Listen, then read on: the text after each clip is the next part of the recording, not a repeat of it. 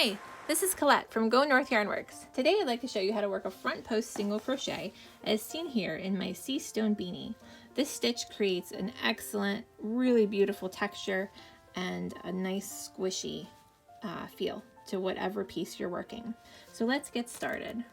I have a sea stone beanie here in the works. The first thing we need to do when working a post stitch is identify what the post of the stitch is. So if you sort of pull your stitches apart, you can see that this piece right here in the middle, this is your post. To work a front post stitch, you're going to insert your hook on the right side of that post. You're going to take your hook around the back of that post and come up on the left side of the post. Right there.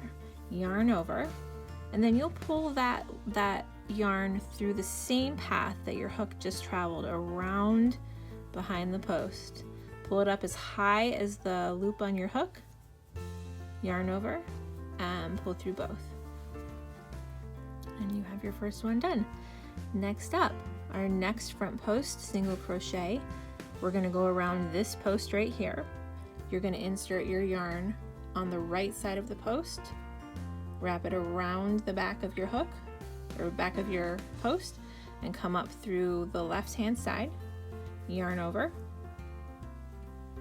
pull that yarn back behind your post, up nice and tall, yarn over, and pull through both loops on your hook. Once again, we're going to insert our hook to the right of our post, around back and up, around the left side of the post, yarn over, pull that loop through, yarn over, and pull through two. Just like that.